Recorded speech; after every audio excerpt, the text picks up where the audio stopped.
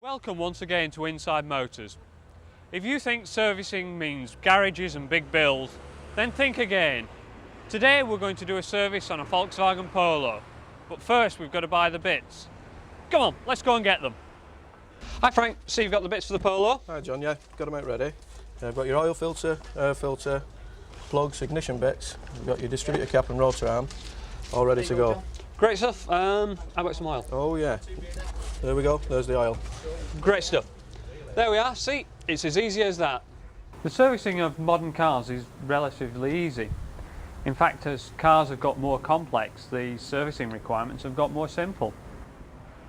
Today we're going to service this Volkswagen Polo. No magic formula, all the details are held in the book. Here we are, service schedule, passenger cars. There are actually two services for the Volkswagen. There's a lubrication service every 10,000 miles and an inspection service every 20,000 miles or 12 months, whichever comes the sooner. What we're going to do today is the inspection service, and we're going to add to it a lubrication service as well. For the lubrication service, all you need is the oil filter and the can of oil, and for the inspection service we need to replace the spark plugs and the air filter, and then everything else that we do is inspect this, check that, check leaks here and check tensions. Right, let's get on with it. Right, we've jacked the car up, loosened the wheel nuts. Now we're going to drain the oil out of the sump and get it changed. Okay, now comes the lie down bit. Right, this is the sump drain nut here. I'll just get a 90mm spanner on it, take that off, loosen it.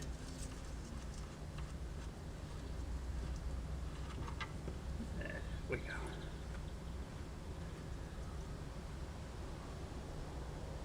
I'll just let the last few dregs go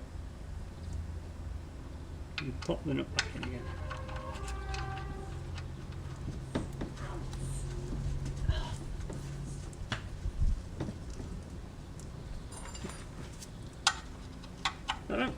Retighten it up. I always like to tighten them up immediately I've done the job. Means you don't forget. And that's it. Right, now we're under here. I think we'll just change the oil filter as well, which is this device immediately above. You can actually get at it from the top of the car as well, but seeing as we're down here, we might as well just do it. Put the oil filter wrench around the filter and tighten it up until it loosens off. There we are, not really a huge problem. Take that off just to catch the drips of oil.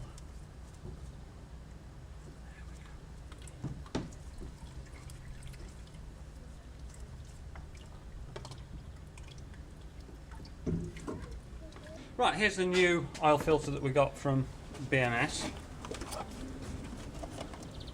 Now before you fit it, two important points. One, pre-fill a little bit of oil in the filter. Just let it go over the top and lubricate the seal.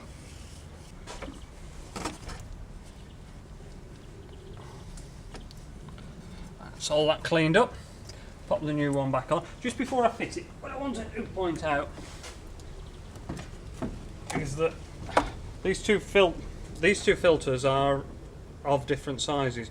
Normally that would make a difference, apart from the fact that I do know that Volkswagen have changed the specification on oil filters and they've gone for a smaller spec one. So I know that that one's correct, even though I've taken that huge one off. See if we can get this in without. That's it.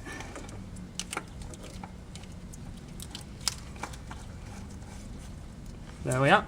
Now the filter face has just contacted the block and it needs 3/4 of a turn to tighten it up. There we go. As viewers of Inside Motors will know already, I like to put the oil in a jug. It's especially important with cars like this that have catalytic converters, because if you overfill the sump you risk serious damage to your catalytic converter. Right, I've just popped 2 litres in there and I'm just going to see where it comes up to on the dipstick.